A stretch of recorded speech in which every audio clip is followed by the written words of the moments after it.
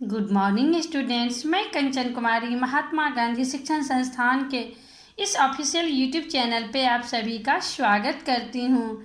बच्चों, आज का यह वीडियो क्लास 1 विषय हिंदी चैप्टर 5 तीन दोस्त पे हैं। तो आइए आज हम लोग ये पढ़ते हैं। बच्चों, ये चित्रकथा है। चित्र के माध्यम से हम लोग समझेंगे। इसके तीन दोस्त चैप्टर में हम लोग मित्र और पड़ोसी क्या होता है ये समझ लेंगे। तो आइए शुरू करते हैं। बच्चों, तो चित्र के सहायता से पढ़ना है। जहाँ चित्र है तो वहाँ जिसका चित्र होगा उनका नाम हम लोग लेंगे।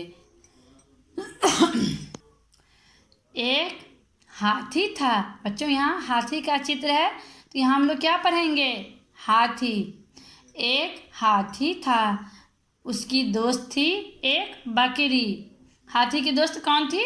बकरी। दोनों के घर पास पास थे। हाथी और बकरी के घर पास पास थे, अर्थात अगल बगल में थे। दोनों सुबह एक साथ घर से निकलते। दोनों सुबह को एक साथ ही अपने घर से निकलते थे। बगीचे में साथ साथ घूमते। जंगल में साथ साथ घूमते। कौन? हाथी और बकरी। साथ साथ खाते। वो दोनों हाथी और बकरी साथ साथ खाते भी थे। कभी कभी बकरी को जमीन पर खाने के लिए कोई पेड़ या पत्तियां नहीं मिलता।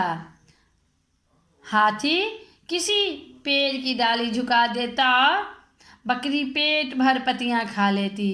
बच्चों, कभी कभी बकरी को खाने के लिए पृथ्वी पे पत्ते नहीं मिलते तो क्या करता? तो हाथी किसी पेड़ का डाली झुका देता और बकरी पेट भर खा लेती थी।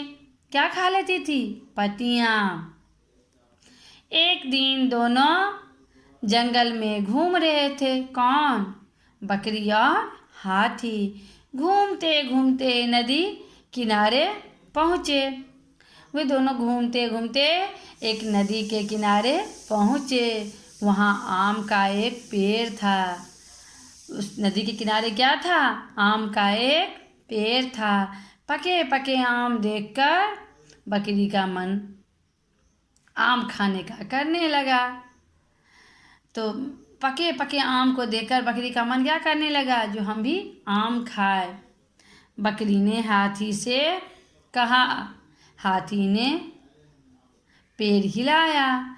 बकरी अपने मन की बात हाथी से कहा तो हाथी ने उस पेड़ को हिलाया। मीठे मीठे आम पेड़ से नीचे आ गिरे। मीठे मीठे आम क्या हुआ? पेड़ से नीचे गिर गया। बकरी खुश होकर आम खाने लगी।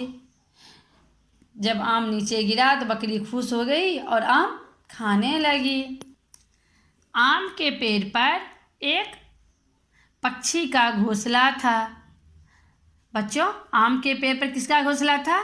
एक चिड़िया का घोंसला था।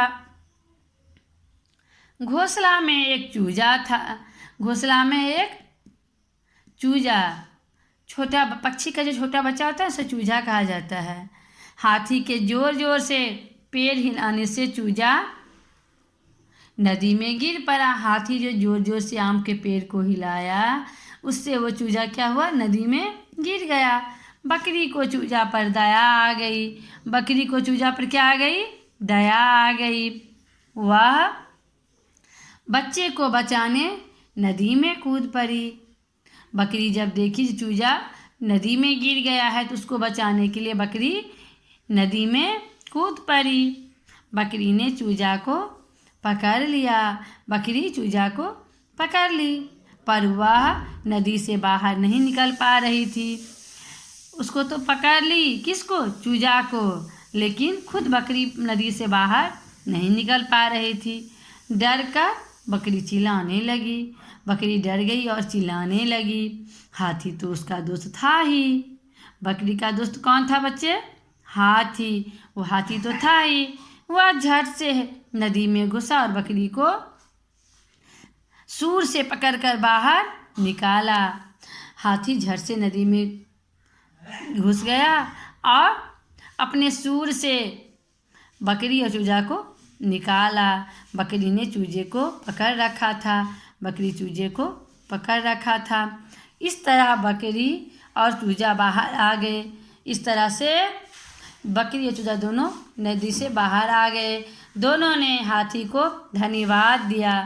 ये बकरी और चूजा दोनों ने हाथी को धन्यवाद दिया। अब हाथी, बकरी और चूजा तो तीनों दोस्त बन गए। अब हाथी, बकरी और चूजा तीनों क्या बन गए? दोस्त बन गए। तो बच्चों, इस तरह से हम लोग भी किसी को सहायता करके, मदद करके, आपस में तालमेल बढ़ा के एक दूसरे के दोस्त बन सकते हैं। तो बच्चों, इससे हमको क्या सीख मिली? इस चित्रकथा के माध्यम से हम चित्र के नाम से, चित्र के स्थान पे उनका नाम डालकर ये पढ़ना सीखे और अपने पड़ोसी से कैसे प्रेम किया जाए वो भी हम लोग सीखे। तो बच्चों, हम लोगों के मिलजुल कर और सबको सहायता करते हुए, एक दूसरे को सहायता करते हुए मिलजुल कर रहना चाहिए। इस शीर्षक से हमें यही सीख मिली कि हम लोगों को अपने पड़ोसी